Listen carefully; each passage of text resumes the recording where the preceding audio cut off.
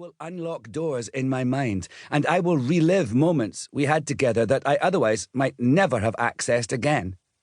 I have learned that memory is collective, and now memories are a gift awaiting me in the future, not the past. Each time a new one is coaxed into the light from the uncharted mists of my mind, I am buoyed and fascinated. Even the bad ones are another piece of the jigsaw of the life I inhabit. I welcome them all. Here's how I think about memory today. Picture some spaghetti cooking in a pot of boiling water, and imagine the entire contents of that pot are my life experiences. Now picture the spaghetti being drained through a colander, and that colander is my brain. What is left, the drained spaghetti, is my memory. Yes, huge swaths of what we've lived just drain away. But I like to think they're the boring bits, the routine, the day-to-day minutiae, or the stuff we just didn't register all that much at the time. What's left, the spaghetti, are the remarkable bits, the bits that arrested us. And what makes life interesting is that we all get arrested for different reasons, by different things. This gratuitous culinary metaphor also functions as a disclaimer to remind you that perhaps not every detail of what I'm about to tell you will be completely and utterly accurate. But how could it be? My head's full of spaghetti. 1. Elementary. Whenever anyone asks me how I am, I always reply, still alive. Each day is a prize for me, not a gift, mind you. A gift is given, but a prize must be won. There is absolutely no logical reason why I am here. In this life, in this house, in this country, writing this book, having been asked to write this book, none. The life trajectory my nationality, class, and circumstances portended for me was not even remotely close to the one I now navigate. But logic is a science, and living is an art. For years, people would tell me I was brave or courageous, thank me for having inspired them or making them felt heard or seen.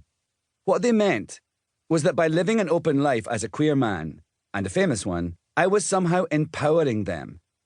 I felt fraudulent being so vaunted for merely enjoying living my life, but I began to comprehend the utter thirst so many have to feel represented, especially when they do not have the option to express their true selves.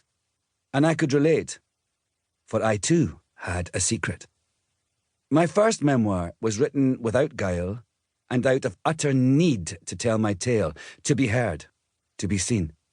I wrote of my experiences as a little boy dealing with a very disturbed and dangerous adult man whose splintered psyche rained down such physical and emotional violence it startled even me as I recounted its horror on the page.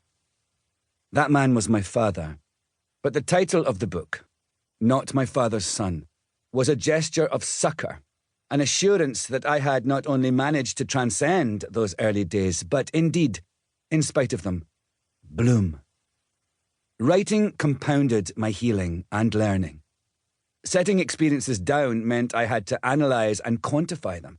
It was the ultimate breaking of a cycle, for in sharing the breaking of mine, I have empowered others to shatter theirs. Every single day still, so many years later, I hear from people that my words galvanised them, to confront their abusers, to confront their memories, to reveal and reckon with what had been their shame. I learned the power of my words. I was reminded of the absolute duty of authenticity. That in telling my story, by being fully and openly me in all areas of my life, I could empower so many was initially frightening. Like a wildfire I had started but could not control. But if the utter liberation I felt in telling my truth could be manifested in others' lives, I felt at peace. I felt, in fact, I had found my calling.